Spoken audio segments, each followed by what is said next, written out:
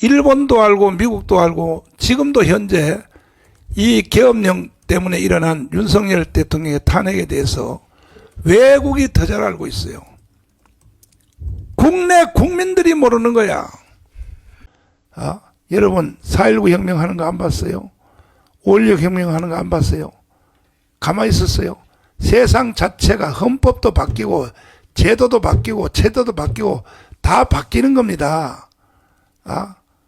그래서 우리는 광화문에 우리가 국민 저항권을 행사하는데 이건 윤석열 대통령께서 이것은 그 기자들하고 무제한, 주제도 무제한 토론할 때 윤석열 대통령이 이게 벌써 한 달 전입니다. 한 달 전에 윤석열 대통령이 벌써 예감을 한 거야.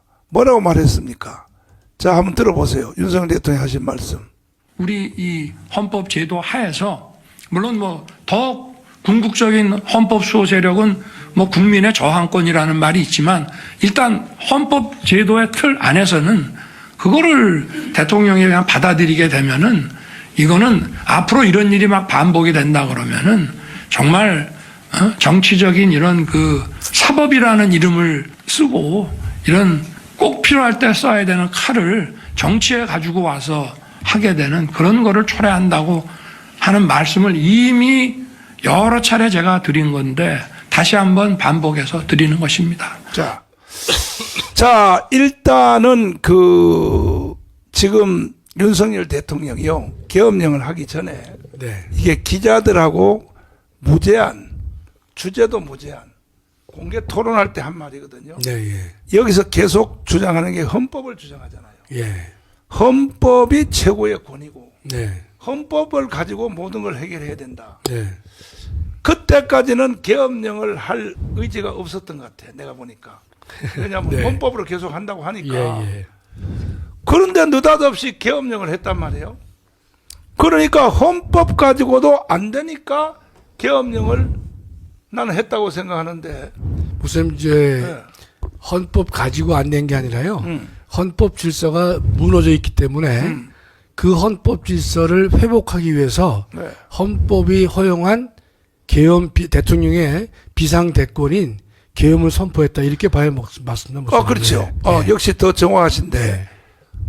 예를 들어서 계엄령도 헌법이 명령하는 거 그렇습니다. 헌법에 근거한 계엄령 선포입니다, 목사님. 그런데 어떻게 해서 이재명 나 또 욕이 나오려고 하는데 욕은 자제하겠습니다. 이재명 씨는 어떻게 계엄령을 선포했다고 윤석열 대통령을 불법으로 탄핵을 할 수 있어요? 내란이라 그랬죠, 목사님이요. 내란. 불법 정도를 뛰어넘어요, 목사님. 뭐 불법이다 그러면 그런데 우리가 상당히 완화된 표현인데요. 내란의 수괴다. 그러니까 지금의 비상계엄은 내란죄에 해당하는 것이고 그 대통령은 내란죄 수괴다라고 정의를 했단 말이죠. 규정을 내리니까 모든 사람이 거기에 대해서 검찰이건 법원이건 과연 이번에 이 사태가 내란에 해당하지 않는지 또는 비상계엄이 근데 위헌이지 아닌지를 따져보지 않고 무조건적으로 내란이다. 이렇게 접근하고 있거든요. 자, 국민들이 참 불쌍해요. 내일 일어날 일을 모르고 그냥 오늘의 대한민국에서 잘 먹고 잘 사니까 이 나라가 계속될 줄 착각하는 거야. 인간의 연약함이 내일 일어날 일을 모르는 거야. 그래서 빨리 지금 실행위원장들 255개 실행위원장들 빨리빨리 연락을 하시고 이제 우리 최종 마무리 하려고 그래요. 3,518명 빨리 목숨 걸고 연락하라고 전화로 빨리빨리 연락해서 빨리 이 정강훈 TV 들어보라고 난리 났다고 대한민국 끝났다고 빨리빨리 연락을 하시라니까요. 결국 여러분들이 이렇게 느슨하게 하면 결국은 이재명의 세상으로 넘겨줄 수밖에 없어요. 그러면 이재명이가 최초로 발행한 것이 뭐냐? 이재명의 발언 보세요. 자, 여기서 보세요. 이거 잘 들어줘야 됩니다. 이재명 속에 뭐가 들었는지를 들어봐 주세요. 자칫 잘못하면 제가 그런 생각이 어느 단계에선가 멈추지 않으면 계속 확대될 수밖에 없고요. 계속 증폭되고 결국 마지막에는 내전 상태로 갈 수밖에 없다 이렇게 되는 거예요. 자, 그만. 마지막에는 내전 상태로 갈 수밖에 없다. 자, 황교안 장군님. 이거는 바로 처단해야 되는 거 아닙니까? 내전을 지금 유도하고 있잖아요. 유도를 했는지 네. 또는 뭐 이렇게 생각할 수도 있습니다. 치밀하게 이런 상황을 예견하고 이제까지 준비를 하고 그런 거 뭐 보입니다. 실제는 뭐 이번에 뭐 정말 계엄령을 선포하고 또 이렇게 한 목적을 뭐 정확하게는 알지 못하지만 지금까지 판단한 거로는 사실 좀 계엄령의 어떤 정상적인 행태는 아니고 다른 목적을 가지고 했다고 봅니다. 네. 근데 여기에 우리가 이제까지 염려한 대로 각 분야별로 대한민국이 다 무너졌다는 그게 군도 예외가 아니었기 때문에 정말 저는 뭐 자존심도 상하고 네. 또 염려가 더 되는데. 자, 그거는 이따가 또 부분적으로 또 설명을 하고. 1심 유죄했습니다. 선거법 1심 유죄. 그 집행유예 받았죠. 집행유예잖아요. 예, 그렇습니다. 예, 예. 집행유예 예. 받았는데 이제 2심에 올라가 있죠. 네네. 올라갔는데 왜 이게 인간 같지 않냐면은 2심 재판부가 네. 이걸 이제 그 이재명한테 전달하려고 네네. 집을 갔더니 네. 집을 문을 잠궈 놔가지고 그 전에요. 이사 갔다는 거예요, 목사님. 첫 번째가. 첫 번째 송달 안 된 사유가 이사하고요. 이사고 두 번째가 이제 네. 폐문 부재. 네. 문이 닫혀서 사람이 없다는 거예요, 목사님. 문이 맞춰서 사람이 없다. 맨날 TV에 나오는 인간인데 네. 그 뭐 이사 갔다 뭐 네. 문이 닫혀서 집에 없기 때문에 네. 돌아왔다. 근데 예. 결국은 전달이 됐죠. 의원회관으로 가서 전달했습니다. 어차피 전달받을 거 세상에 지가 지구를 떠나지 않은 이상. 응? 근데 목사님, 네. 저 시간 끌려고 지금 최선을 다하잖아요, 목사님. 그러니까 범죄인들은요. 예. 할 짓은 다 해보는 거예요. 그렇습니다. 예. 범죄인들은.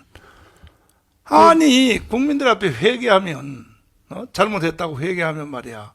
난 대통령 절대 출마도 안 하겠다. 그러면 또 우리나라 국민들은 이 정이 많아가지고 에이 그래 용서해줘 또 이런 데니까 아, 또. 그러면 제가 후원금 보내요, 목사님. 후원금 보내는 용기도 있어요. 근데 그 인간이 그럴 리가 있나요, 목사님? 예. 이재명이 세상에 살고 싶어요? 주한미군 철수? 연방제 통일? 예? 그리고 또 뭐야? 대기업 해체? 황교안 장군님. 어떻게 이재명의 세상에 살라고 국민들의 40%가 아직도 글로 줄줄. 그러니까 뭐 네. 오늘 저 신문을 보면은 네. 대통령 뭐 저 후보 네. 여론조사 했는데 뭐 네. 이재명이가 7%. 30몇 프로고 7%. 예, 이 방송 37%. 그만둬요. 오늘 네? 다. 그리고 방송이 뭐 다 때려쳐버려. 한동훈이 5%고.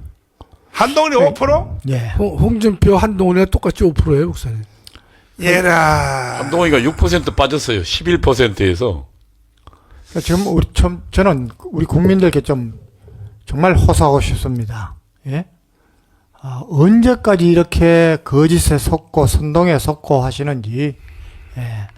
지금 상황을 아무 염려도 없이 그냥 뭐지 하고 이렇게 그냥 다니시고 계시는 분들이라면은 정말 안타깝습니다. 상황을 아주 뭐 염려를 많이 하시든지 또는 뭐 관심 있게 보시든지 간에 상황을 본다면 판단을 해야 되는데 지금 이 상황에서 누가 정말 잘못하고 있는지 그 잘못하는 쪽이 어딘지를 또 판단을 못 한다면은 정말 이것도 정말 큰일입니다. 그래서 그 나라 국민들 수준이 정치 수준이라는 말이 딱 맞는 겁니다. 자, 이동호 교수님. 예.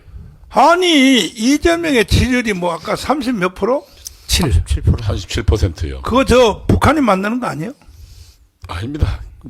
제가 보기에는 이제 저도 이제 여론조사를 오래 해봤는데, 지금은 사실 보수층이 응답을 안 합니다. 거의. 그러니까 지금 갤럽이나 이런 거 이제 그러니까 여론조사원 이제 사람이 직접 전화를 하는 거거든요. 그러니까 오히려 지금 같은 상황은 양쪽 지지층의 지지를 보려면 오히려 기계 응답이 훨씬 더 정확합니다. 그러니까 지난 며칠 전에 조원 CNI 같은 경우가 보면 윤석열 대통령이 지지율이 폭등했거든요. 왜냐하면 지금 상황에서는 한쪽으로 몰린 상황에서는 사람들이 일정적으로 공포심을 가지고 있기 때문에 위로 올려봐.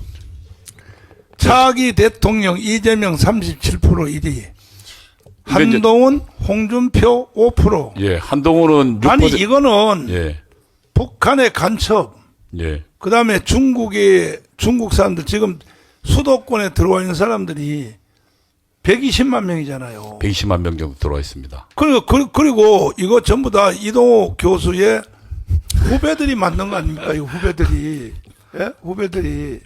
그 새끼들이 그 수십 년간 밥 먹고 헛질을 하더만 지금. 근데 어쨌든 지금 제가 여론조사를 좀 보면 지금 같은 경우는 조원 CNI가 원래 저쪽에서 하는 여론조사 회사거든. 뭡니까? 지난번 이번 말고 그 전 총선 때 거기 선거 대책 정책위원장 했던 친구가 하는 회사인데 그 회사에 보면 그게 이제 기계음이거든요.